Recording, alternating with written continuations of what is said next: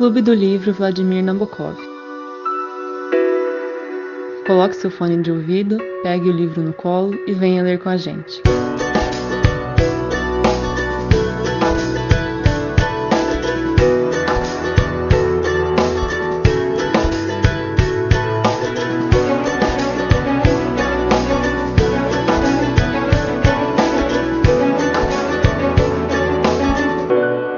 Da Rosa foi o primeiro livro que a gente escolheu para iniciar o nosso ciclo de leituras no Clube do Livro Vladimir Nabokov. E é um livro do Umberto Eco, né? Agora a gente vai pontuar o que a gente achou mais importante nessa nossa primeira leitura, que foi desde a apresentação, o prólogo do livro, né? Até o fim do primeiro dia. E a gente vai pontuando por sequência, que a gente acha interessante de discutir. Alguém tem alguma coisa para falar do prólogo, gente? Eu marquei uma frasezinha, que hora que ele fala assim, ó, a juventude não quer aprender mais nada. A ciência está em decadência, o mundo inteiro caminha de cabeça para baixo, cegos conduzem outros cegos e os fazem precipitar-se nos abismos, os pássaros se lançam antes de alçar voo, o asno toca lira e os bois dançam. É o mesmo trecho que eu selecionei. Então, tirando essa parte que ele fala a juventude, não necessariamente a juventude, isso é uma coisa que nós brasileiros estamos vivendo muito, né? Nosso cenário político atual. Porque cada um fala o que quer da sua cabeça. Se você discorda, escancarando que isso é uma fake news, você é taxado ou de esquerdista ou de não sei o quê, enfim, você é coagido, então a busca pelo conhecimento parou de ser feita. O que está sendo feito agora é a fabricação de mentira e levando dessa forma. E aí é como ele fala, né? Cegos conduzem outros cegos e os fazem precipitar-se nos abismos. Pássaros que lançam voo se lançam antes de alçar voo, asno tocando lira e os bois dançam. É o nosso grande gado. Lá no trecho eu ia dividir ele em dois. Eu não tinha pensado muito nessa parte do cenário atual, mas é que tipo, toda geração pensa isso. Agora essa juventude tá perdida, tá depravada, rock é música do capeta, funk é música do capeta, sabe? Tem sempre isso, como se o passado fosse bom e o futuro fosse ruim. Uhum. E é engraçado, tipo, um monge comentando isso, teoricamente, lá no ano 1300 e pouco. Sim, concordo. Esse saudosismo do idoso, né? Sempre assim. A minha época era bom. Uhum. Famosa época onde se amarrava os cachorros com a língua. Mas, realmente, isso é verdade. E o que o Lucas falou toca muito nessa conjuntura na qual a gente está inserido, né, hoje, porque as pessoas, elas acreditam naquilo que elas querem acreditar, naquilo que convém a elas. Elas não conseguem estabelecer um pensamento para, de forma crítica, analisar o que está sendo proposto a elas e aí decidir se aquilo realmente é verdadeiro ou falso, né? É verdadeiro desde que me sirva. Então, eu concordo. Isso eu tinha também marcado esse trecho, eu acho que todo mundo marcou dada a importância, né? Muito legal. Falando mais um pouco sobre isso, hoje eu estava assistindo o jornal da EPTV aqui da região, né? Que é a afiliada da Globo aqui da região, é a EPTV. E aí eles estavam discutindo que o índice de isolamento aqui, tipo assim, nunca atingiu 70%. O valor mais alto que atingiu foi 56%. E agora vem numa queda, num valor menor. E aí a apresentadora perguntou, tipo, para um infectologista, professor da USP, o que ele achava que se devia a isso. E assim, a resposta dele foi muito feliz. Ele começou falando que não quero entrar num debate político, porque pode enveredar para um campo assim, que vai dar discussão, não sei o que, né? Tipo, já falando assim, o problema é político, mas eu não posso falar dessa forma, que senão vocês vão vir estraçalhar. Basicamente isso. Aí ele falou, mas assim, a população carece de exemplo.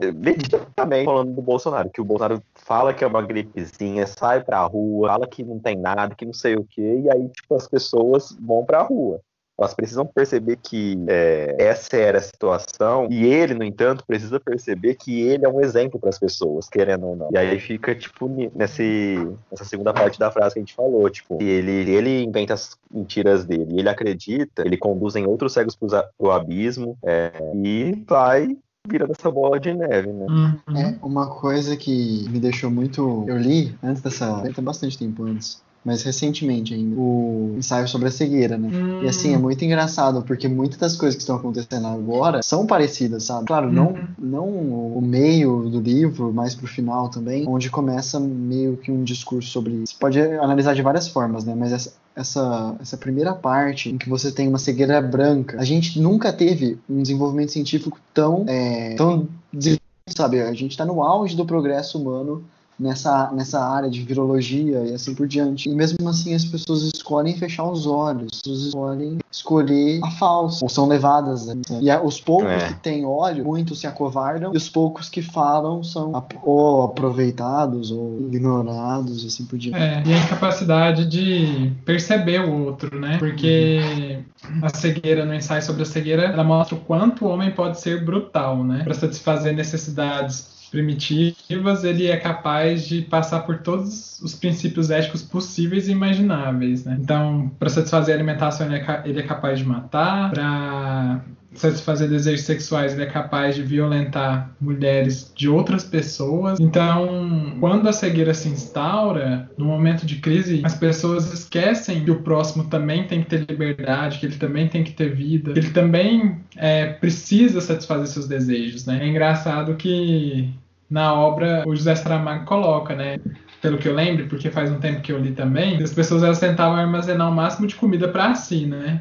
Porque elas não sabiam, pela cegueira, quando que elas iam achar outro mercado que tivesse suprimentos e tal. E aí na quarentena eu lembro que quando anunciou que ia ter o isolamento social, muitas pessoas fizeram isso, né? Eu vou comprar mais para mim porque se faltar eu estou abastecido.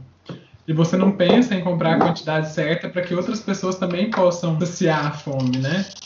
Então é esse pensamento de olhar muito para si e não conseguir enxergar o outro, né? Você está cego para o outro e só quer enxergar os seus desejos. Então, e comparando isso com o cenário da verdade, você está cego para aquilo que o mundo te diz, o que está externo a você, ou você só consegue internalizar aquilo que você acredita que é o correto, que convém a você. Fenomenal isso que vocês falaram, menino.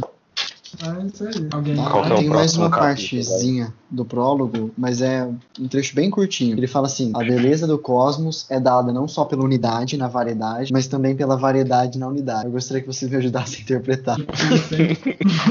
Essa eu vou deixar pro palestra. Eu já falei falar palestra. César mesmo, hein, cara? A beleza do cosmos. A beleza do cosmos é dada não só pela unidade na variedade, mas também pela variedade na unidade. Complicado, hein? É um trocadilho isso aí, né? Meu Deus do céu. Mas eu acho que tanto a variedade que forma uma unidade quanto uma unidade que permite a variedade são características que estão dentro da nossa sociedade, né? E enquanto a gente não permite que as pessoas possam viver na sua singularidade sem ser individualista, né? Sem querer tudo para si, mas sabendo que cada um possui diferenças. E mesmo com essas diferenças, a gente consegue conviver e nessa convivência, juntos, trocar informações para que nasça algo melhor. Então, na nossa variedade, conseguir estabelecer conexões para traçar uma unidade maior do que todos nós, acho que isso faz muito sentido no que diz respeito à solidariedade, né? O Durkheim fala muito de solidariedade mecânica e orgânica. E solidariedade orgânica é isso, é uma sociedade multifacetada, com pessoas que trabalham em diversos setores e se dependem, né? E dependem uma das outras. Então, elas são várias, variadas, mas se conectam por tramas sociais e, por meio dessas tramas, conseguem fazer uma sociedade única, né? Ali, que é algo maior do que elas separadas. Então, acho que pensar a solidariedade nesse contexto de unidade na variedade é muito importante para que a gente consiga viver melhor, né? Então, é isso que eu penso, mas assim, muito profundo. Eu acho que dá para usar em vários contextos, né? Mas o que ele tenta dizer, e eu concordo com você que a primeira coisa que eu pensei foi nossa sociedade, que é tipo assim, uma sociedade coesa, mas diversa. Ela deixa você falar que é melhor, né? Porque não tem como avaliar objetivamente. A avaliação seria subjetiva para cada pessoa, mas no sentido, tipo, com a diversidade você consegue chegar mais longe, você tem mais opções, você tem pontos de vista diferentes para cada e basicamente isso, bem legal. É muito bonito, né, a forma como ele expõe. O que mais? É isso, né? Eu do prólogo não tenho mais nada para discutir, não. Eu também não. Só uma coisa, antes da gente começar o primeiro dia, mas bem rápido mesmo, é do Naturalmente o Manuscrito, que é antes do prólogo, inclusive, né? Ele vai falar de como que foi difícil estabelecer, né, a fonte que ele precisava, achar essa fonte, e quem está falando isso é um personagem que encontrou um livro de um monge, aí perdeu esse livro e aí depois nunca mais encontrou um parecido, porque as fontes não batiam, né? Ele procurava por aquela fonte que estava descrita no primeiro livro que ele achou e não conseguia achar por meio dessa referência um outro livro igual aquele que ele perdeu. Então, essa questão que a gente até já tinha comentado em algumas outras reuniões, né? De questão de propriedade intelectual, de deixar sua marca em um livro, ela foi sendo criada realmente na modernidade, né? Com a ascensão do mundo burguês e do mercado de venda de livros, que o mundo da escrita, que é o livro que eu tô lendo agora, o Fernando também, o Martin Putner, que é o autor, expõe que isso aconteceu no século 16, ou 17, desculpa, é virado ali, né? 1605, quando Don Quixote foi escrito, e o Cervantes lidou com todo um dilema sobre autoria de textos, enfim. Mas, e outra coisa também, que ele fala da dificuldade de se traduzir um texto, né? Um texto que é de um século bem atrás do que ele está se propondo a traduzir, e isso gera uma dificuldade, né? Porque você tem que dar um salto para conseguir fazer com que uma língua diferente consiga expressar os símbolos contidos na língua original, né? Em que a obra foi escrita. E isso também é interessante. Mas só isso mesmo. É muito legal. Desculpa ter deixado passar, mas essa parte é um jeito de introduzir a história muito bom do Humberto Eco, né? Porque você não já mistura ficção na realidade na primeira linha. A partir desse momento você não sabe mais. Sim, a gente sabe que é uma obra de ficção, mas te deixa muito mais dentro da história. Será que isso aconteceu? Será que não aconteceu? Do jeito que ele conta. É um tom de realidade. Mas é isso. Do primeiro dia Agora que você tem a Carol, né, que tá caladinha. Quero ouvir a voz da Carol. Eu só anotei a partir da parte terça lá. Ah, tá. É que, na verdade, eu tive muita dificuldade com esse começo. Eu achei que é um livro que não tem uma leitura que flui muito, se a gente comparar com os dois livros que a gente leu anteriormente, né? Que foi o Perfume e Lolita. É um livro que ele escreve uma frase de linhas e linhas. Você se perde no raciocínio na metade. Eu tive que reler várias vezes para entender e, na verdade, na maioria das vezes eu continuei sem entender. E tem algumas partes que são muito descritivas e até exageram na descrição. Então, você estava comentando isso, né, no nosso grupo. Eu acho que tem até uma analogia, uma comparação com a Bíblia, né? Porque o Fernando me falou que uma vez começou a ler a Bíblia e tal. Eu li uma vez só, mas alguns livros eles são muito descritivos. Eles falam em que medida você tem que construir o tempo. E assim, nas medidas certas, com os apetrechos certos, com o material certo. Então, assim, é muito descritivo, assim, a leitura. E parece muito que ele tá tentando fazer isso aqui, sabe? Na hora que eu li, eu lembrava muito de alguns livros ali do Pentateuco Levítico e tal, se eu não tô enganado. Então, realmente, você tem muita razão, Carol, mas eu acho que é intencional. O Humberto Eco costumava falar, não é um spoiler, mas está no epílogo do livro, se eu não me engano, que ele costumava falar que as 100 primeiras páginas são tipo uma penitência que o leitor tem que passar. Se você conseguiu passar disso, aí a leitura começa a fluir, porque você gostou da história, sabe? É uma coisa proposital, mas que vai fazer sentido mais pra frente. Então, até ele sabe. Nossa, eu quero que realmente faça, porque olha... Mas assim, até o final desse primeiro dia você gostou? Eu comecei a gostar, mas no final mesmo, porque é que, na verdade, em algumas conversas que eles têm sobre mudança de papa, pequenas desavenças entre uma ordem e outra, eu achei muito... Tudo bem que às vezes vai ser necessário para a construção da história, mas essas partes foram escritas de uma forma que não deixa o leitor assim, seguro do que ele está lendo, seguro de que ele entendeu o que está lendo. É para iniciados, né? Assim, não é para quem está iniciando a entender a história da religião uma leitura católica mais do século profunda. XIV. Mas é isso, gente. Alguma coisa que vocês queriam comentar? Eu também anotei só na terça. Se você quiser comentar algo dessa prima, né? Que é a primeira hora do primeiro dia que ele colocou. E a anotação é só na sexta, não vou comentar só amanhã. Ai, isso é zoeira mesmo, cara do céu. Alguém marcou alguma coisa na prima? Não, eu não. Coisa muito supérflua, vamos adiante. Então tá. Então vai pra terça. Eu marquei bem, praticamente do início. Não sei se foi isso que vocês marcaram. quando ele fala assim: frequentemente os inquisidores, para provar que são diligentes, arrancam a qualquer custo uma confissão do acusado, achando que bom inquisidor é só aquele que conclui um processo encontrando um bode expiatório. Então, a função aqui que ele está falando da Inquisição em si não é saber se o discurso de quem estava sendo questionado era verdadeiro ou falso, mas a função da Inquisição, e aí depois a tortura, né, todas essas práticas, é achar alguém para confessar uma culpa que talvez seja falsa e para assumir essa culpa, né? Falar, realmente foi eu que errei, e todos os julgamentos e culpas devem cair sobre mim, né? Então não é sobre o que é a verdade, o que é a justiça, como julgar com justiça, mas achar alguém para assumir essa culpa, né? E isso é péssimo para um julgamento justo, né? Que é o que a Bíblia propõe, talvez nesse momento da Igreja Católica ela tenha se desvencilhado dessa proposta. Por favor. Eu queria falar da minha marcação da sexta, porque ela complementa um pouco o que o Gabriel tá falando, aí a gente pode fazer um debate sobre tudo isso ao mesmo tempo. Mesmo que eu vá lá pra frente, eu sei que a Carol tem uma marcação na terça, mas vou falar a minha então de sexta e a gente faz um debate sobre isso. O Gabriel falou dessa parte aí do inquisidor, de querer pegar um bode expiatório, né? Eu marquei na sexta que fala assim, sob tortura, diz não só o que quer o inquisidor, mas também o que imaginas que possa dar-lhe prazer, porque se estabelece uma ligação, essa sim verdadeiramente sim diabólica, entre ambos. Que complementa isso que o Gabriel marcou, de querer não saber realmente a verdade, mas ter esse bode expiatório, como ele coloca, né? E eles faziam muitas vezes isso com tortura. E na tortura, você vai falar o que o cara quer, porque sob dor você vai falar. E isso foi ilustrado agora recentemente, não sei se vocês assistiram, em La Casa de Papel, né? Que esse é o mote da temporada em si. E também, né? Isso aí na história da humanidade como um todo, tá muito bem ilustrado. Sim, com certeza.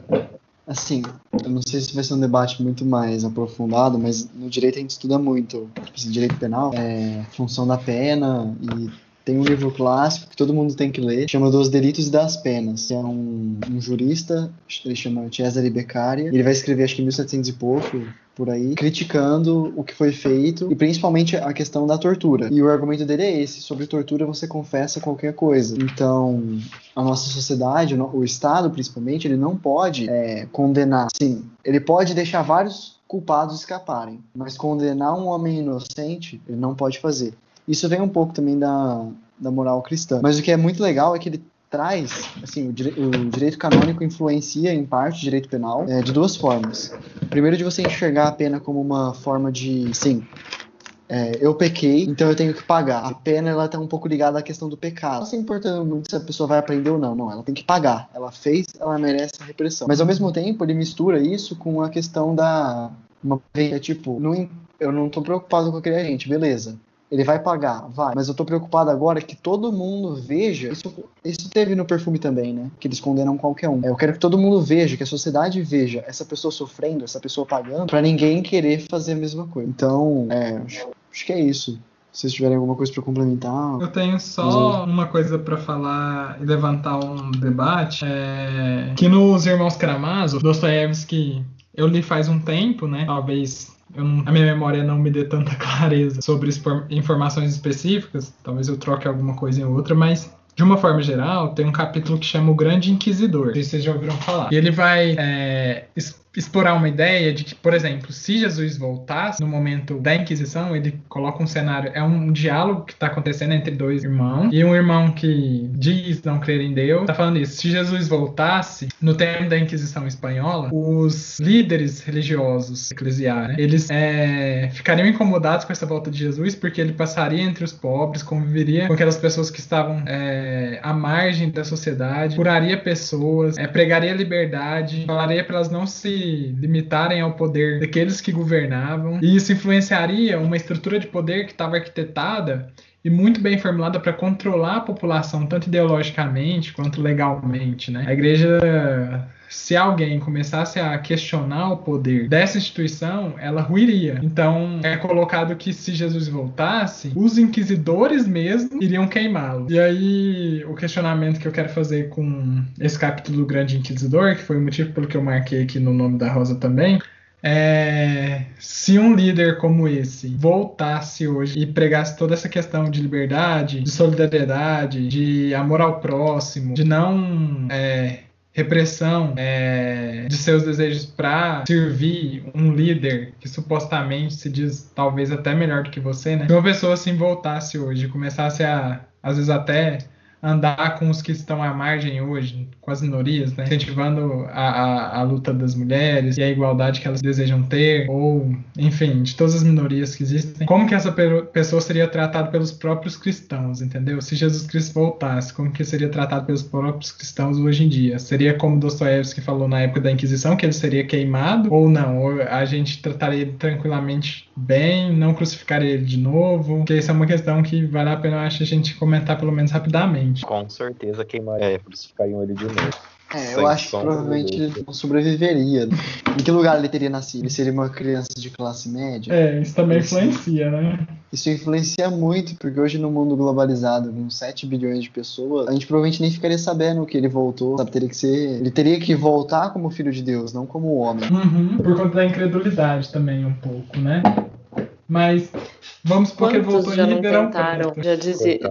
Muita gente já tentou dizer que era enviado por Deus. Tem o Henri Cristo não aqui colou no a Brasil. ideia. Não, mas vamos supor que ele voltou e acreditem que ele voltou.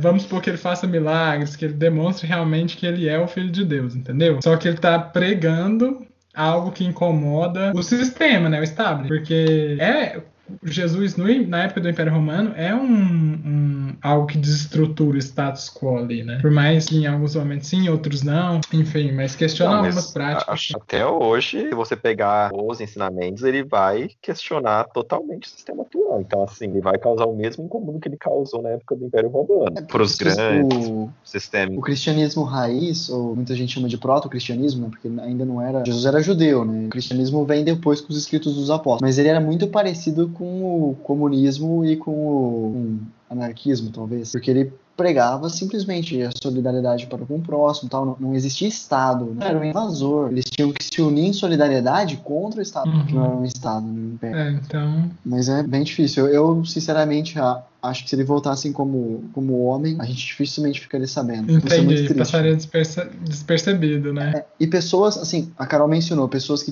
tentaram falar que era enviado de Deus, mas eu não vou nem tão longe assim. Pessoas que, sim, de fato foram boas, sabe? Na média, a média ponderada delas na vida é maior do que os outros, que é a média ponderada de todos. Sei lá, você pega Martin Luther King e Gandhi, os dois foram assassinados.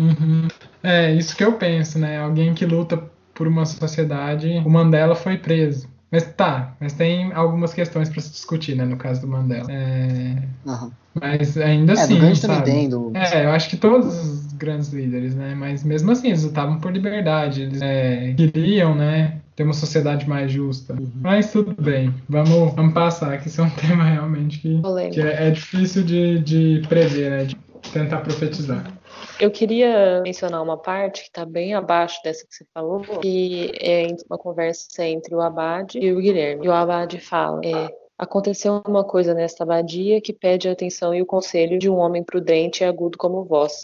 Agudo para descobrir e prudente, se for o caso, para encobrir. E aí, o contrário do que você disse sobre as pessoas tentarem encontrar um bode expiatório, eu enxergo uma tentativa da igreja de encobrir o que está dentro dela para proteger a visão que as pessoas têm dela. Então, achei muito pesado isso, prudente para encobrir. Eu acho que nesse próprio trecho, amor, ou em algum outro momento do primeiro dia, que ele até menciona, se a gente começar a fazer isso, como é que as pessoas das aldeias vão pensar?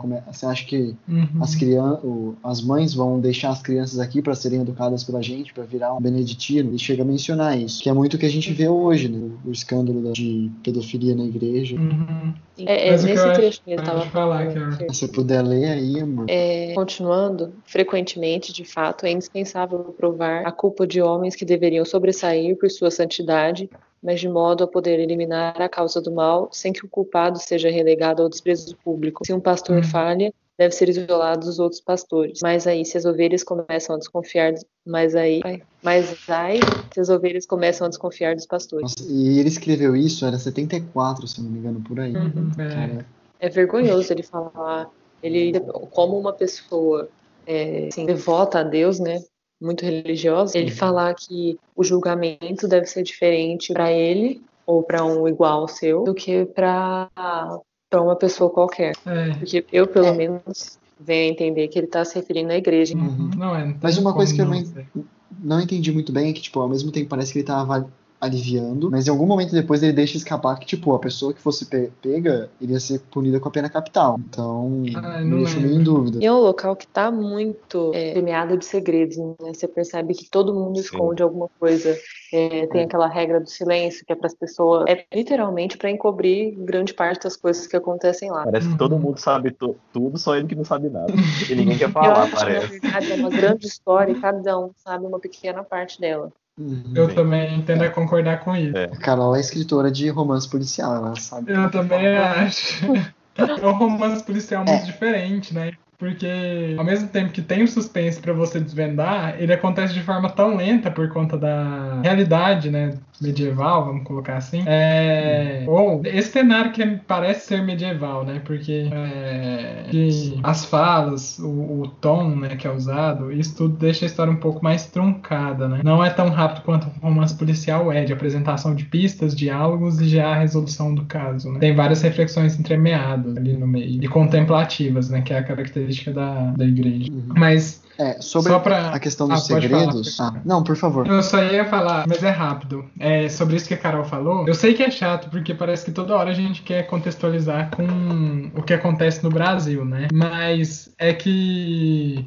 não tem como não falar, gente. Se for verdade mesmo que o Sérgio Moro disse, de que o Bolsonaro queria trocar o diretor da Polícia Federal para colocar alguém da confiança dele, seria exatamente para fazer isso, né? Como ele diz aqui, ai meu Deus, arguto para descobrir aquilo que interessa para o Bolsonaro, para a família Bolsonaro, e prudente, se for o caso, para encobrir aquilo que ele porventura possa descobrir e que possa afetar a imagem da família como um todo, né? Então, é o que a Carol falou, ou o Fernando, não lembro, para quem tá fora da igreja, eu uso um método de investigação e acusação, e para quem tá dentro, eu uso outro. Para quem tá dentro da família, da minha família política, eu uso um método, para quem tá fora, eu uso outro. Então eu sei que é chato ficar comparando toda hora, mas é que salta aos olhos, né? Não tem como. Eu queria, assim, antes de passar para o que eu ia comentar sobre os segredos, é muito difícil falar sobre o que está acontecendo hoje, porque a gente ainda não sabe como vai se desenrolar, as provas que vão aparecer e assim por diante. Mas eu tive hoje uma aula sobre isso, uma discussão sobre isso. E a posição que eu defendo é a seguinte: ele pode indicar alguém da confiança dele. Na verdade, é por isso que a lei reserva para ele o direito de indicar quem ele quiser, sem critério, porque a gente assume que o critério vai ser confiança e seguir também outros princípios que o direito estabelece. Então, o direito, muitas vezes, ele está linkado com a moral, mas o direito também tem normas amorais. Uma delas seria essa: esquecer que, tipo, o poder executivo, que a administração pública, grande parte está no poder executivo, ela se vale de alguns princípios, que é legalidade, impessoalidade, moralidade, proporcionalidade e eficiência. E aí tem também segurança jurídica e interesse público. Mas assim, o ponto é, ele pode escolher alguém da confiança, desde que isso não tira impessoalidade, parece. Não é só alguém da confiança dele, é um amigo íntimo da família, um amigo do filho. E moralidade também, por esse mesmo motivo. É o que eu falei, se o que o Moro tá falando for verdade, aí realmente é condenável. Então, mas o cara, assim, ele foi muito... como posso dizer, politicamente ele não foi tão habilidoso. O Ramagem é um cara querido pelos delegados. Ele é um delegado bem quisto. As pessoas enxergam ele como competente e honesto. Então ele podia ter, sinceramente, aí sendo um pouco maquiavélico, se ele quisesse realmente um testa de ferro lá na Polícia Federal, ele podia ter feito a Polícia Federal indicar quem ele... E a Polícia Federal provavelmente poderia indicar o Ramagem, por ele ser uma pessoa, um delegado bem quisto. Então, me parece... Eu não sei, às vezes me parece que muitas coisas são feitas de propósito. Isso que me deixa mais preocupado. Que o Rodrigo Maia, você tá fugindo muito do livro, foi mal. Mas o Rodrigo Maia teve uma entrevista, acho que no final do ano passado, que ele falou que o governo era uma usina de crises. E de crise em crise, a gente tá no segundo ano de governo, entende? De crise em crise, o Bolsonaro continua com popularidade para se manter no cargo, e com popularidade para conseguir ser reeleito em 2022. É triste, né? Então, se isso não for uma estratégia, é a cagada do século. Ai, gente. Só sobre o segredo, por favor, a questão da nomeação, você estava falando que a lei garante que ele possa fazer isso, né? Hoje saiu uma reportagem que a UOL fez com o Lula, e o Lula defendeu que o Bolsonaro possa indicar ele. Falou que enquanto não tem nenhum crime que seja feito, que o Ramagem tenha cometido, a indicação é totalmente legal.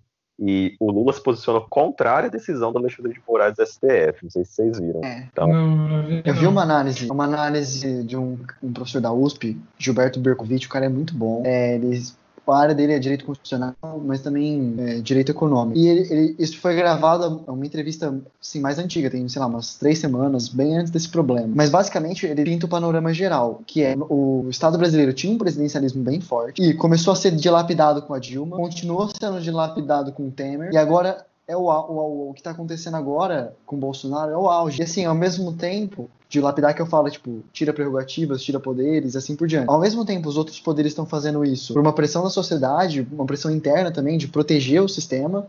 Sim, se o poder executivo está ameaçando os outros 2 poderes, obviamente que esses 2 vão se unir para tirar essa ameaça. Mas, assim, o que o Bercovitch levanta beleza, agora com o Bolsonaro pode até ser frutífero, a gente está impedindo que esse cara faça absurdo, mas você alterou o sistema político daqui para frente para sempre. As coisas dificilmente voltam a ser como era antes. Você precisa de muito esforço para voltar como era antes. Então, por conta de 3 presidentes, principalmente por conta desse, o presidencialismo brasileiro acabou. É difícil, né? Muito complicado essa questão. Mas, assim, tentando ser breve, eu sei que não é um assunto breve, mas tem essas leis, eu não sei se elas...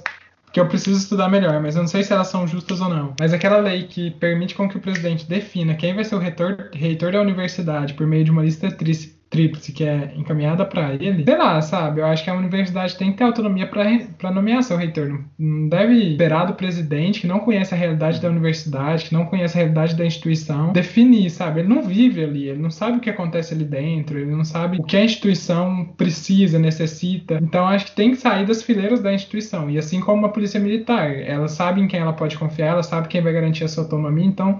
Sabe, pra que delegar isso pro presidente que não tá ali vivendo a vida da instituição? Então, sei lá, eu acho que... Eu sei que tem vários debates que sejam isso, mas assim, bem raso e bem imediato pra gente poder prosseguir, né? Mas realmente é difícil. Me estender debatendo isso, mas tipo, tudo que é político tem argumentos contra, argumentos a favor, e sinceramente, se você olhar os 2 lados, você... Sim, sinceramente, você poderia escolher qualquer um deles. O que ocorre é que muitas vezes, quando você tem na política, a pessoa defendendo interesse próprio, sabe? Então ela vai alegar aquele argumento, mas no fundo, ela tá defendendo o interesse próprio. Né? É bem complicado. Mas, sobre os segredos, tinha duas coisas que eu selecionei. Uma que é na terça ainda, que ele fala nem todas as verdades são para todos os ouvidos. É tipo assim, ele tá basicamente explicando a censura. Que eu posso até... Eu tenho... As pessoas que querem expor a verdade, elas vão ser impedidas por um poder maior, geralmente, porque esse poder maior teme como esse interlocutor vai receber a mensagem, como ele vai interpretar. E por fim, eu achei muito interessante ele colocar a barreira física e espiritual, entre aspas. Ele fala que a biblioteca se defende por si só. Eu achei isso muito interessante. E aí, rapidamente eu vou juntar uma parte que tá lá por volta do Noah. Tem sempre alguém que tenta barrar o conhecimento. As regras dos beneditinos limitam muito o conhecimento. Então o herborista, ele fala, só o herborista deve saber quais ervas causam alucinação. E aí, tudo tem, cada hierarquia, cada posto tem um conhecimento próprio. E as pessoas, por conta da regra do silêncio, que vocês já mencionaram, não trocam informações. Cegos conduzindo cegos. Eu quero falar algo, eu só tenho mais 2 marcações, e tem uma que ele cita em um dado momento que ele fala assim: parecia estranho um papa achar perversa a ideia de Cristo ser pobre, mas estava claro que entre defender a pobreza de Cristo e defender a pobreza de sua igreja, o passo era curto, e uma igreja pobre se tornaria fraca diante do imperador. Isso tá, deixa eu olhar, na sexta. Tava discutindo na terça, né? Eu dei uma pulada pra sexta agora. Mas é interessante, né? De como o discurso que eu assumo é aquele discurso que me convém. Então, se Cristo era pobre, mas ser pobre enfraquece o meu poder, enfraquece a minha identidade de influência, então eu não vou defender a pobreza, porque isso me tornaria o que eu sou um caos, né? Então eu prefiro fingir que não é assim e defender algo diferente para que eu possa sobreviver, né? E aí é aquilo que a gente falou, não é algo justo e verdadeiro, é algo relacionada à conveniência. Então, quando me convém, eu faço algo para satisfazer essa conveniência. Quando não convém, eu penso diferente, eu ajo diferente, porque não me convém. Então, isso é perigoso, eu acho, em alguns momentos. Porque aí você não passa a defender direitos universais, mas sim o seu direito, segundo aquilo que é importante para você, exclusivamente, naquele momento. Misturando isso que você falou com o que o Fer estava falando, eu estava pensando, a gente sempre escuta em aula que a igreja ou o Estado queria manter o povo alienado para manter o seu poder. Mas é engraçado que se você pensa, tanto as pessoas são alienadas como a própria igreja em si é alienada. Porque se cada um está muito preso a seu próprio ofício e não passa esse conhecimento adiante, todos são assim pequenas peças de um quebra-cabeça gigante que não se completa. É estranho porque pensa, quem que tá ali no comando e sabe de tudo que todos fazem ali? Porque são várias pequenas profissões, né? O abade não sabe tudo sobre as ervas, não sabe exatamente tudo sobre o bibliotecário. Ele comanda, mas não é para ele que tá sendo passada a informação. E aí, se nesse sistema, você tem que ter muita confiança em todos que estão lá, né? Se um sai da linha, o sistema cai. É quase uma solidariedade mecânica. Só ia fazer um comentário que, assim, essa quarentena vai complementar o que a Carol falou. Essa quarentena tem me levado a lugares muito distantes, né? Então, por algum motivo, eu descobri que a Universidade de Yale tem um canal no YouTube com aulas abertas. E aí tem um curso de 2006 sobre Introdução à Filosofia Política. E eu comecei a assistir algumas aulas. E na primeira aula, o cara falou um negócio que é, assim, a Carol falou, por que o Estado, a igreja e todas as instituições de controle, elas prezam por manter as pessoas alienadas. Até mesmo a escola, ela não ensina reflexão, ela ensina um ofício, a técnica, para a pessoa sair e executar uma função na sociedade. O que a Carol falou que está acontecendo na abadia, o herbista sabe só as coisas do herbista e ensina para o herbicista. O bibliotecário vai ensinar para o bibliotecário. Quem cozinha é o que cozinha. Isso acontece na nossa sociedade. Dificilmente quem começa numa profissão, hoje está começando a mudar isso, mas dificilmente quem começava numa profissão saía dela. Você podia até mudar de empresa, até mudar de senhor, mas quem estava se organizando, mas a função que você executava era a mesma. E é um pequeno ponto que eu queria mencionar, é que ele menciona que, ele fala que o Aristóteles separava em bom cidadão e boas pessoas, bons seres humanos. E o bom cidadão, basicamente, ele é aquele que segue o regime, aquilo que está instituído. O regime sendo tanto as instituições formais, então, tipo, a Constituição, os 3 poderes, mas também uma parte informal, de valores, de moral e assim por diante. Então, o bom cidadão é aquele que obedece e não questiona. Ele se limita em entender o valor das leis e obedecer. Agora, o bom humano, ele não vê o valor nas coisas postas, ele vê o valor nas ideias. Então ele não enxerga, por exemplo, o meu país é bom. Ele enxerga, não, o meu país é bom porque tem liberdade. Então o valor que ele coloca é na liberdade, não no país dele. E aí tem um problema, que o indivíduo bom, o humano bom, ele, por se pautar nas ideias, ele não vive, entre aspas, no regime atual, concreto. Ele vive no regime ideal, no regime que é o conjunto dessas ideias. Então, toda pessoa, todo bom humano, não bom cidadão, ele vai questionar, ele vai querer mudar para alcançar o ideal dele. E o que é mais interessante, e é por isso que o Aristóteles escreve toda a obra dele sobre política, todo bom homem vai alcançar um conjunto de ideias diferentes. Então, cada um vai ter um ideal de o que é o bom regime diferente. E aí vira briga política. Então, eu não sei se ficou claro, mas eu acho que isso que a Carol colocou da alienação, ela pode ser explicada dessa forma, e ninguém sabe como resolver, né? Por isso que a gente tem a filosofia política. Mas esse controle, ele realmente existe, né? Eu acho que, como o Fernando pôs muito bem, e a Carol, na verdade, né, falou disso também, ele perpassa por várias instituições, né? Igreja, estados totalitários que querem controlar a liberdade dos seus cidadãos, ali vamos colocar, e também outras instituições, né? O Foucault, ele vai mais longe. O Fernando falou da escola, o Foucault, ele fala que o exército também serve para criar corpos dóceis para servir a um sistema e trabalhar de acordo com aquele sistema. O hospital é assim, e geralmente a maioria das outras instituições que a gente tem na sociedade, elas são assim, né? E tudo é feito para poder se controlar os corpos e fazer com que eles ajam da maneira como você acha conveniente, né? Então, desde a arquitetura até as atividades avaliativas que são traçadas para as pessoas realizarem, são a fim de ver como elas se comportam naquele meio, como elas estão progredindo, e aí traçar alternativas de punições ou recompensas para que elas adequem o seu modo de agir àquilo que é interessante para aquela instituição e para aquele sistema naquele momento, né? Então, essa questão de poder e controle é uma coisa que está muito presente na obra do Foucault, e ele fala que aí não existe só esses grandes poderes dessas grandes instituições, né? Da igreja, do Estado, da escola, do hospital, do exército, mas também o poder do mercado, né? Ele não fala isso, mas a gente percebe que existe. Mas também o poder que a gente traz nas nossas pequenas relações, né? Que ele chama de microfísica do poder. Então, eu controlo você porque na hora que você faz algo que eu acho indevido e que o sistema me ensinou que é indevido, o macrosistema, eu começo a tolher sua liberdade no microsistema. Então, quando você faz algo que foge daquela lógica que é estabelecida na sociedade disciplinar, eu falo, opa, não faça isso, que isso é equivocado, né? Então, nós mesmos passamos a nos vigiar e fazer com que aquela sociedade funcione, que anteriormente foi ditada por uma instituição externa a nós, né? Mas que está tão intrincada em nós que nós a reproduzimos sem nem mesmo perceber. Então, as relações de poder, elas não são só gigantescas, mas aquelas que acontecem microscopicamente no meio de nós. E é isso. A sexta tem uma frase muito bonita. O Guilherme fala assim no momento. Por que ele desistiu de ser? Parece que ele era inquisidor, né? Faltou-me coragem de inquirir sobre a fraqueza dos maus, porque descobri que são as mesmas fraquezas do sangue. Isso é muito profundo, né? Porque a gente coloca... Assim, tudo na sociedade pode ser estruturado dessa forma, mas direito penal dá pra pensar muito assim. Por que a gente prende quem rouba pra comer? Essa talvez seja exceção. É uma exceção, não funciona. Mas sei lá, a pessoa que rouba uma coisa de valor pequeno, a pessoa é presa e fica, sei lá, 3 anos na cadeia. E o cara que rouba milhões fica em prisão domiciliar, convertida depois pra pena de prestação de serviço à comunidade e coisas assim. Sendo que a fraqueza foi a mesma. É complicado, né? E o que ele faz é ir além, né? Que aqui eu tô comparando dois maus. Mas ele compara o mal com o bom. Então ele compara, tipo, o Robin Hood, que roubava pra entregar pros pobres, com o maior dos ladrões. Achei muito interessante. Do céu ao inferno, né? Esse debate aí, a gente nunca consegui solucionar.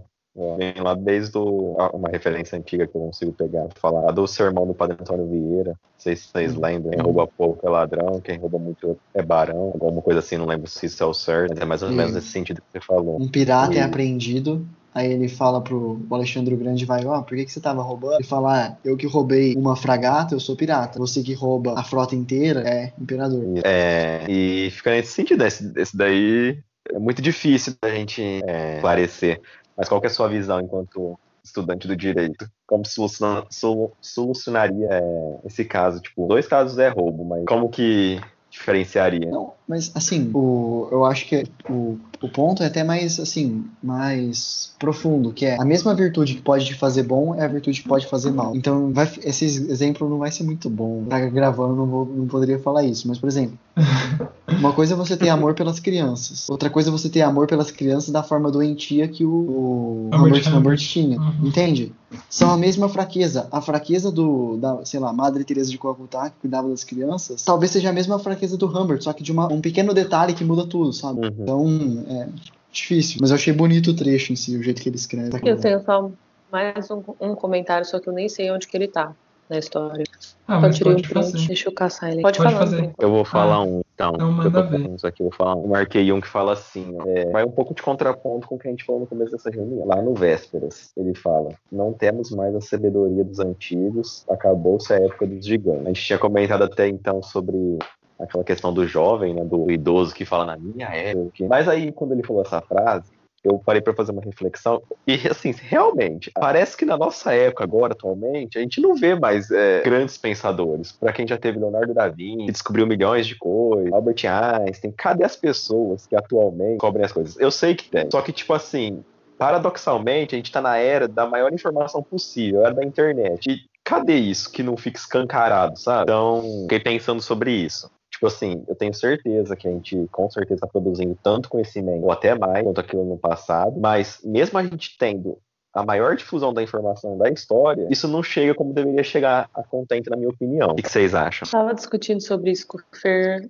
faz uns 2 dias, e estuda um negócio, tipo assim, minúsculo, muito específico, ele sabe tudo sobre aquilo. E é uma diferença que eu, pelo menos, tinha dos meus professores de história falavam, que era você comparar o Leonardo da Vinci a uma pessoa qualquer pessoa inteligente. O Leonardo da Vinci, ele era bom em basicamente tudo que ele fazia. A gente tem hoje muitas pessoas que são muito boas em coisas muito pequenas, e isso meio que silencia elas. Porque você não tá preocupado com o cara que tá estudando proteína num vírus pequeno, entendeu? Assim, é só, tipo assim, conseguiu a vacina pro coronavírus, que tá uma puta de um problema agora. Esse cara vai ser reconhecido, mesmo que o trabalho dele tenha sido resultado do trabalho de muita gente por trás. Então vocês acham que as pequenas formiguinhas que estão criando as coisas por baixo não são reconhecidas. Eu acho que são 2 pontos aí muito importantes, que é tipo assim, quanto mais complexo, mais especializado precisa ser. Então, a ciência hoje ela é tão complexa que você não consegue ter alguém que saiba de tudo.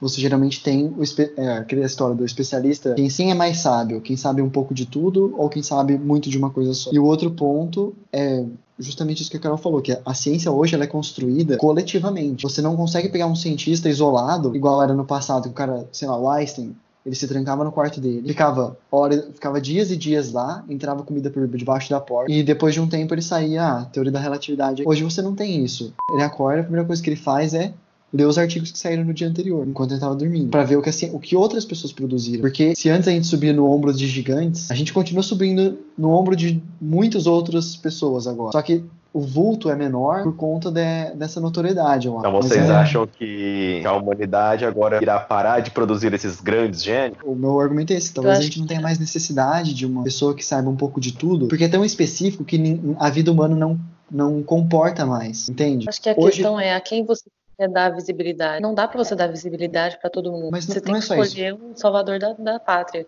Você vai pegar o cara que venceu o Nobel. Assim, você vai pegar o Bill Gates, que tem 1001 projetos pra tudo, basicamente. O Leonardo da Vinci fez tudo o que ele fez.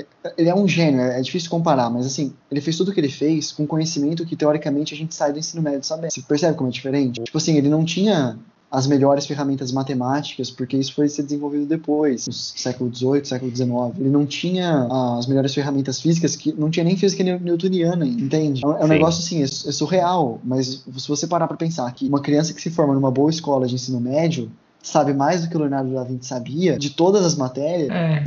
É algo... Acho que vocês já esgotaram o assunto, né?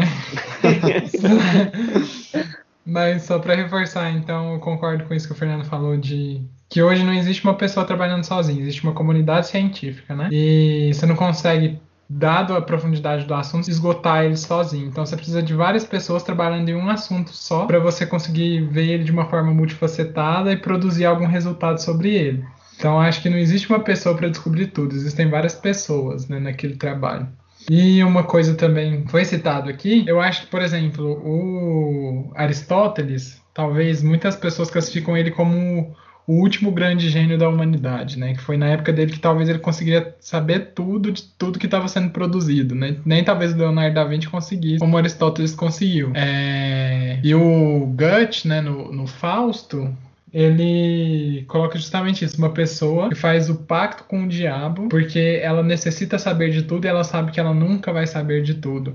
Então ela está disposta a abrir mão da vida dela, fazendo um pacto com o diabo para poder saber de tudo, né? Então, realmente, esse conhecimento ele é tão difuso, ele é tão maior que nós que a gente não consegue acessá-lo na nossa condição de humanos, mas ele está muito acima de nós, né? Assim, se você parar pra pensar, é como um organismo, sabe? A humanidade começou como um pequeno conservato e hoje a gente está chegando num organismo mais complexo. O Durkheim foi muito feliz em falar de solidariedade mecânica e orgânica, porque a nossa sociedade se organiza como um organismo. Uhum. Assim, a ciência hoje é um negócio assim, ninguém nunca conseguiria imaginar que chegaria no estado em que chegou, eu acho. Porque se vocês jogarem ali no PubMed, vocês vão pegar artigo de qualquer lugar do mundo. Uhum. A gente tava pesquisando algumas coisas esses dias.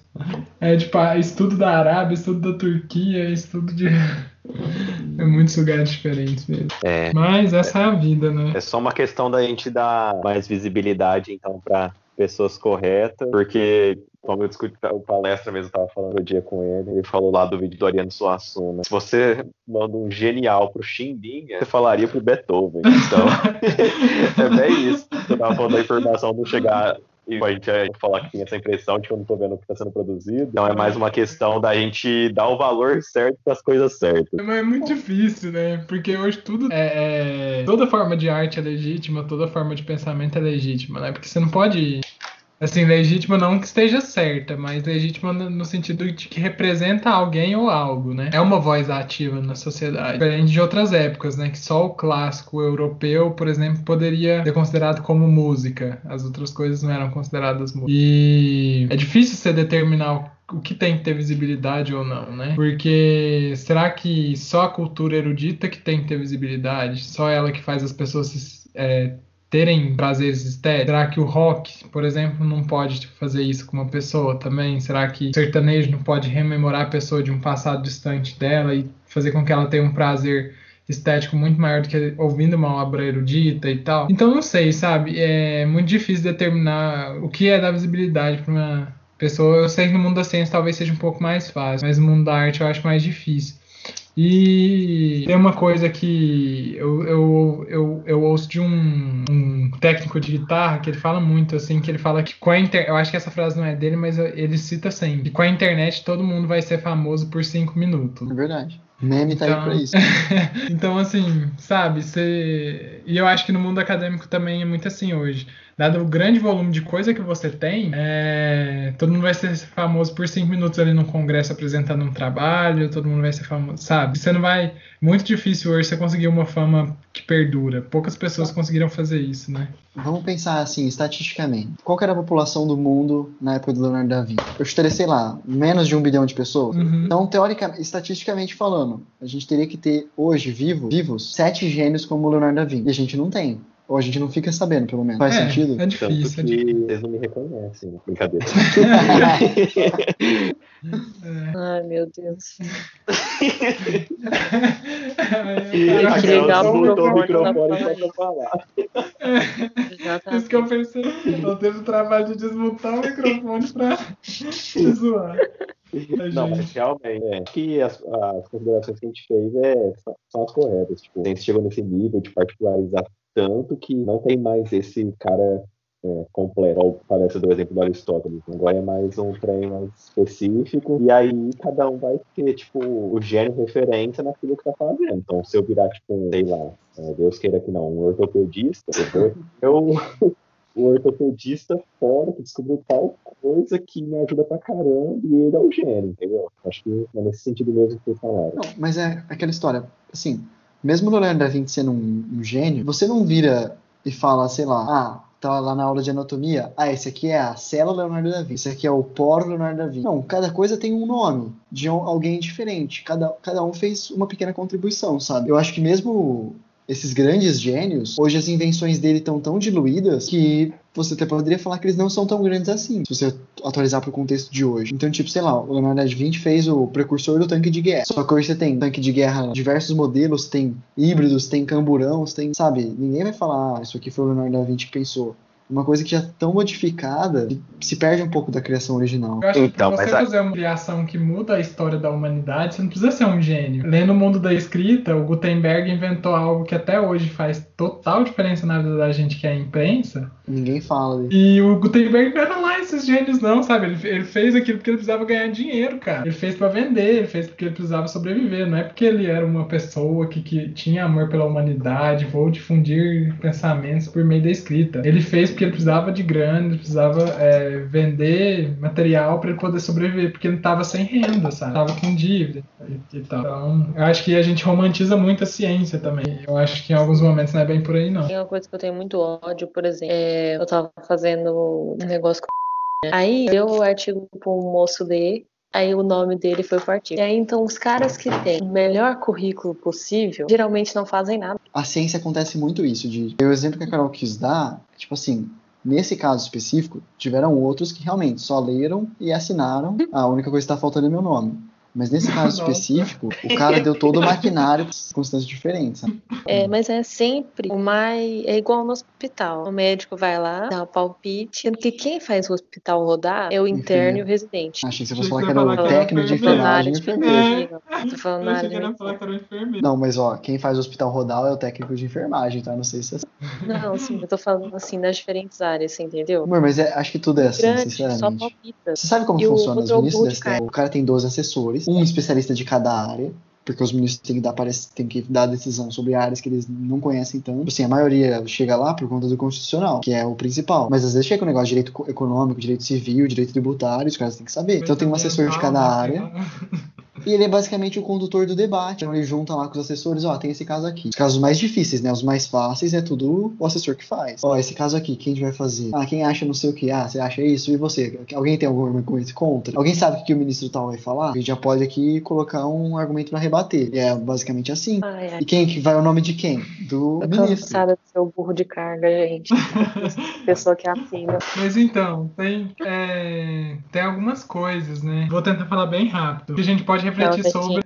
Eu vou ter que depois aplicar a censura nesse podcast. Aí, a gente tá falando sobre censura e a gente vai censurar. Colocar uns bip nos nomes, sei lá. Muito bom, gente. Olha aí, a gente é igual a Igreja Católica no século XIV. Não botou muita coisa, não. Mas assim, a gente precisa discutir até que ponto, isso eu acho que não há uma opinião fechada, mas até que ponto a ciência ela é realmente neutra, né? Porque às vezes você vê uma pessoa que realmente se esforça muito, estuda demais para publicar algo de qualidade, mas uma pessoa que talvez, não sei, nem se esforce tanto, mas por ter contato, ela sai na frente dessas pessoas que se dedicam muito, né? Assim. Então, quanto contato faz diferença no meio científico? Nem não só no meio científico, mas em qualquer outro meio, né? E aí muitas vezes as pessoas acham, não, a ciência é neutra, na ciência não tem nepotismo, na ciência não tem tal. Eu acho que não é assim que a banda toca, sabe? Eu acho que Lucas falou, os grandes gênios, tudo bem, concordo, mas eu acho que não dá pra romantizar, sabe? Eu acho que pura ciência ser tratada como a narrativa necessária, mais bem construída talvez do homem hoje, as pessoas, os cientistas são taxados como heróis, né? E na verdade a ciência e os cientistas têm questões humanas, desde corrupção até favorecimento de pessoas que não devem ser favorecidas, muito grande, né? São dois comentários aí. Primeiro que eu acho que quando a gente for ler o Fundação, a gente vai conseguir aprofundar esse debate, porque se eu não me engano, a Fundação fala um pouco disso, da ciência das ciências, que ia acabar com tudo, que ia começar a prever o futuro e tudo mais. Mas outra coisa talvez a ciência seja o que a gente tem hoje de melhor, mas nada pode ser endeusado, nada pode ser colocado numa posição sem defeitos. A ciência tem muitos defeitos, tem muita gente que falsifica resultados, tem muito plágio, mas é justamente você enxerga o valor e aí tem que conseguir criticar com conteúdo. O maior exemplo que a gente tem hoje, voltando agora pra política, é tipo a Lava Jato. A Lava Jato foi a primeira operação no Brasil que conseguir prender grandes políticos. Mas aí a primeira pessoa que levanta e fala, mas calma lá, aconteceu isso que não foi muito legal. As pessoas, mas calma lá, já querendo derrubar o Deus Lava Jato, não é bem assim, você tem que criticar pra próxima operação ser muito melhor, e assim por diante. Sim. Eu só tenho mais uma coisa pra falar, que é um trecho, já é no finalzinho da nossa leitura, que ele fala assim: afinal, como advertiu o grande Roger Bacon, não é o mesmo do Francis Bacon, né? Eu jurava que era. Não, Roger... Zoeirinho. Roger Bacon era professor, se não estou enganado, de Oxford, né? Foi um dos grandes, vamos colocar assim, clérigos cientistas, talvez? Talvez. Eu pensei que era personagem fictício. Não, ele realmente existiu. Pelo que eu li na apresentação, pode falar. Pelo que eu li de spoilers na apresentação, o Humberto Eco mudou a data que ele queria escrever o romance, fez umas pequenas anti-historicidades pra conseguir colocar o Roger Bacon, de tão essencial que ele é pro pensamento do Guilherme. Ele é como se fosse um dos fundadores ali da teoria científica em Oxford, na Inglaterra, né? Ele que funcionou talvez a faculdade, enfim, em algumas áreas que antes não eram tão funcionadas no restante da Idade Média, né? Então ele é um dos precursores aí. A gente está estudando filosofia das ciências, ele aparece como esse grande nome desse período inicial de Oxford. Então, afinal, como advertiu Roger Bacon, nem sempre os segredos da ciência devem cair nas mãos de todos, pois alguns poderiam usá-los para os maus propósitos. E aí vem uma pergunta, né? Tu receias, portanto, que os simples possam fazer mau uso desses segredos? E aí ele responde: no que respeita aos simples, receio apenas possam ficar aterrorizados com ele, ao confundi-los com as obras do diabo, de que os pregadores desfalam com frequência demasiada. Mais pra frente, para fechar esse meu trecho, entretanto, muitas vezes os tesouros da ciência não devem ser salvaguardados dos simples, mas sim de outros eruditos. Constroem-se hoje máquinas prodigiosas com que se pode dirigir o curso da natureza, mas ai se caíssem nas mãos de homens que as usassem para estender seu poder terreno. Mais uma vez... A ciência, por mais que o método científico seja neutro, as pessoas que fazem a ciência, elas não são neutras, né? Então existem intenções por trás daquilo que é feito. E o que ele está falando aqui se eu der informações para pessoas que querem essas informações apenas para aumentar o seu poder terreno e não para fazer com que a vida geral da sociedade melhore, isso pode fazer com que a ciência destrua a vida das pessoas ao invés de melhorá-las, né? Melhorá-las. Porque isso é o que a gente viu com relação a... O Lucas vai até dar uma aula isso no cursinho popular com relação à radioatividade, né? Radioatividade você pode desde datar um fóssil com carbono 14 até fazer um tratamento quimioterápico, radioterápico, e até produzir uma bomba atômica para lançar no seu inimigo e matar milhões de pessoas, sabe? Então, a mesma informação, o mesmo contexto de informação, ele pode ser usado em diferentes áreas. É o que ele está falando aqui. Depende para onde esse conhecimento vai ser direcionado, porque a pessoa, quando ela pega esse conhecimento, ele já não é mais neutro. Ela vai fazer algo com ele, e aí ela pode direcionar ele tanto para construir algo melhor, quanto para destruir algo que foi construído. E aí é por isso que muita gente fala que o homem nunca vai conseguir chegar a lugar nenhum, porque ele não consegue dominar a si mesmo, quem dirá as forças da natureza, né? E aí o principal exemplo talvez seria o lançamento das bombas de Hiroshima e Nagasaki nos Estados Unidos na Segunda Guerra Mundial, né?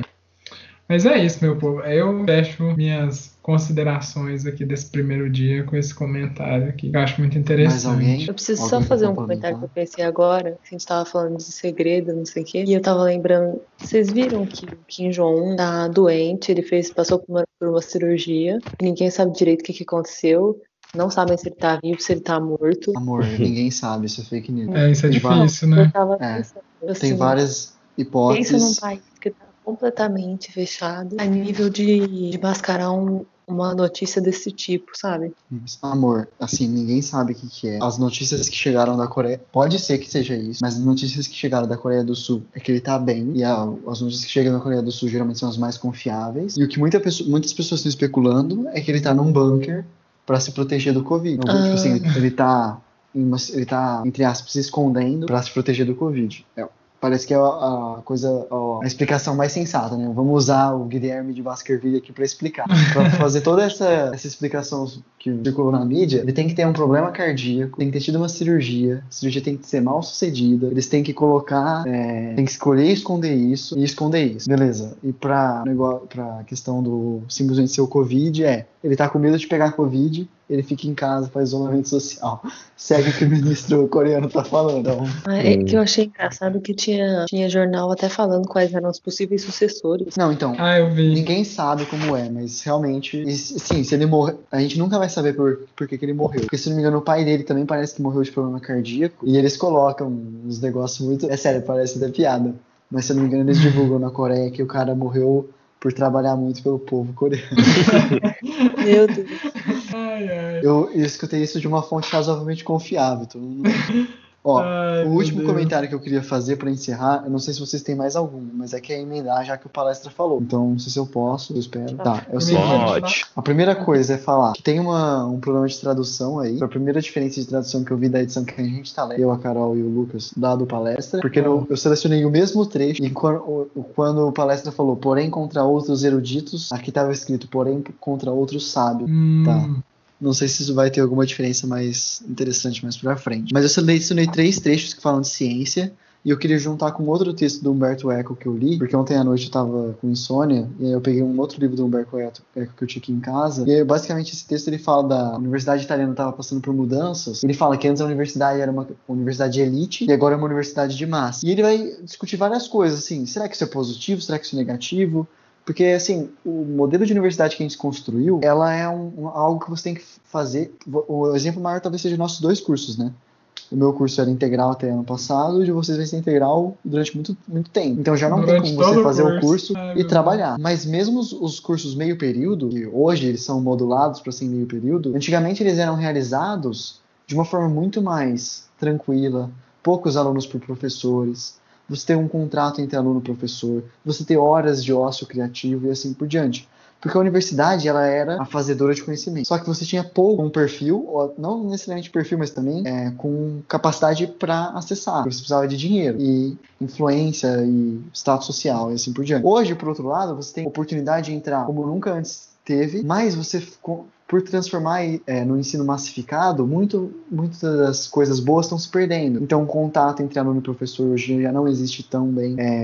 As salas são numerosas. Você tem, por exemplo, o curso de Direito, tanto aqui como na Itália, eles impõem que você faça um TCC, um trabalho de conclusão de curso. Só que para muitas pessoas isso é uma mera formalidade que está atrapalhando eles a se formarem, sabe?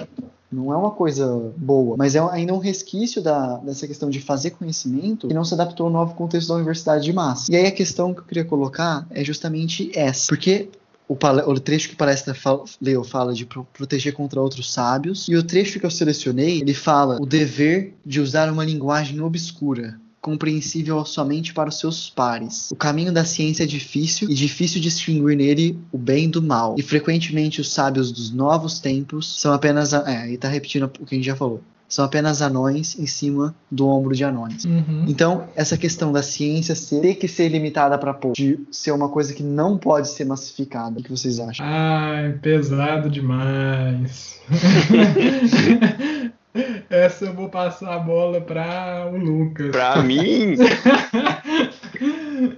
Nossa, mas a gente discutiu bastante já isso, palestra. Assim, só pra mencionar uma coisa, eu não tô falando que tem que... Assim, eu defendo muito, isso é um princípio meu, de oportunidades iguais. Pra mim isso é a base do liberalismo, e aí nesse sentido eu tô opondo o liberalismo ao conservadorismo, e pra mim, oportunidades iguais. Eu não tô falando que, sei lá, a pessoa tem que ser rica ou tem que ser pobre pra acessar a universidade. O que eu defendo e eu concordo nisso, tanto com o que tá aqui no livro, com a visão do Humberto Eco, né? Tanto que ele diz pelas palavras do Guilherme, quanto pelas palavras dele. É que nem todos têm o perfil para ser fazedores de conhecimento, para expandir cada vez mais a fronteira do conhecimento, que é o que a gente chama de ciência.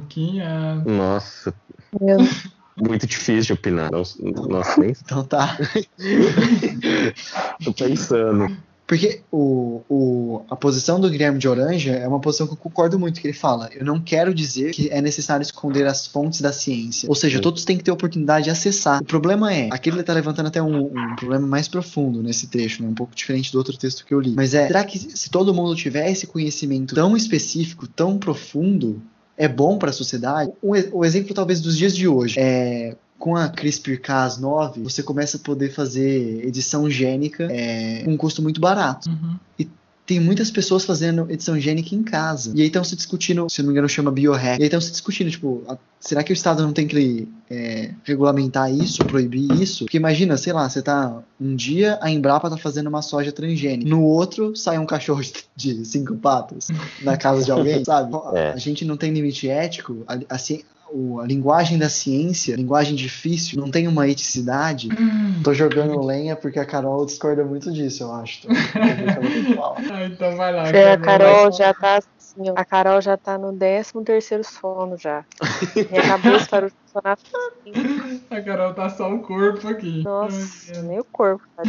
Eu e o Lucas tinha um dia que a gente ficava discutindo até meia-noite. Sim. Na época dos miseráveis. Eu acho que a ciência ela já se blinda pra fazer isso não acontecer, do que você falou. E dessa forma, quando ela se blinda pra isso não acontecer, ela já segrega, ela já não faz com que todos possam atingir ela. Entende? Eu entendo, mas assim, Entendeu até que ponto é uma ciência? Eu entendi. Mas é justamente o que fala aqui no texto, que a ciência tem uma linguagem difícil para nem todo mundo conseguir acessar. Mas até que ponto isso é segregação, ou seja, uma coisa nefasta, ou até que ponto isso é ético, uma coisa boa? Nossa, é muito difícil definir. Eu vou dar um exemplo. Assim, para mim é muito ruim. Desculpa, Lucas, pode falar. Não, meu comentário é mais pra assim, sair de escanteio. Porque eu penso que seja ético, mas que a consequência é nefasta. Entende? Porque, é uma boa saída. É muito difícil. É que eu vou dar um exemplo. O que mais acontece é nas nossas áreas. Porque, tipo assim, sei lá, chega. Alguém vai reclamar algum direito, aí a pessoa fala, não, mas tem um artigo tal, não sei o quê, e a teoria dualista, finalista mitigada vai falar disso, então isso você nunca vai conseguir provar o seu ponto nos tribunais.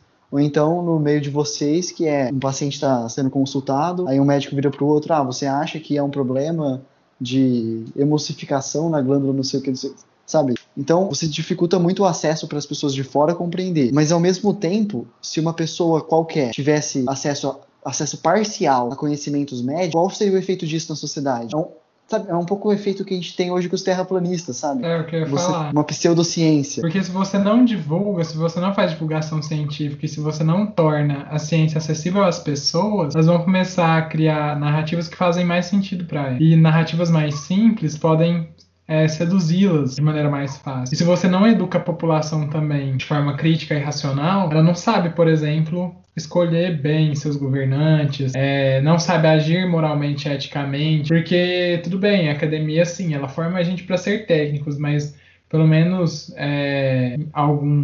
alguns movimentos mais jovens, eles tentam fazer com que não seja só essa formação técnica, né? Pelo menos as diretrizes curriculares nacionais do curso de medicina foram colocadas para as universidades para que elas pudessem mudar o currículo, tenta buscar um ensino que também seja ético. Então, o que fazer, como agir, não só do ponto de vista técnico, mas também do ponto de vista ético, político, na sua atuação como profissional de saúde cidadão, né? E eu acho que ensinar essas coisas para as pessoas, ensinar o que é ter cidadania, ensinar o que é, por exemplo, tudo bem, primeiros socorros, ou noção de medir uma pressão, ou ensinar para ela o que é as diferentes áreas do direito e tal. E ensinar também que é importante, mais do que tudo, a orientação de uma pessoa que é qualificada para aquele setor.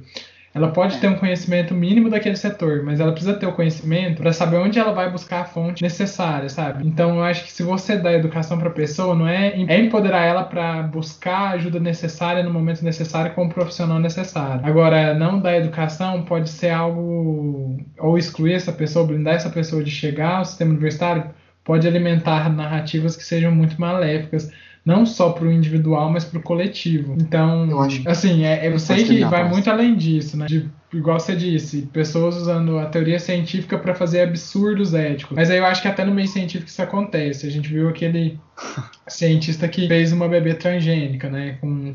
Na China, com modificação genética para mutar a possibilidade de ter uma resposta imune ao vírus da AIDS. Então, eu acho que picaretagem tem tanto dentro do meio científico para quem tem um acesso quanto fora. Então, acho que você precisa pelo menos mostrar para as pessoas e falar, olha, eu tô te dando esse empoderamento. O que você vai fazer com ele? Se vai ser benéfico, se vai ser maléfico, aí já não mais cabe a minha ciência, cabe ao seu agir moral. E aí, por isso também a educação moral é importante.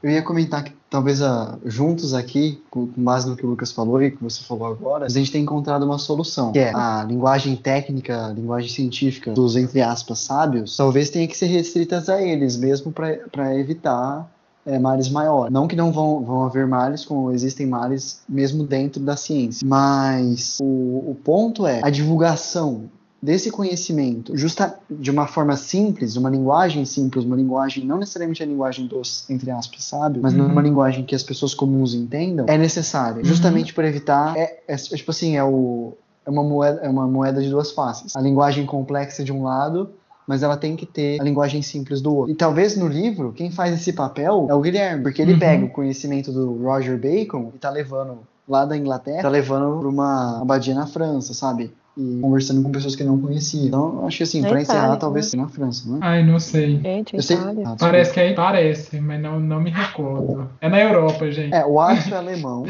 ou dinamarquês, eu não entendi muito bem. Mas é que, tipo, os nomes...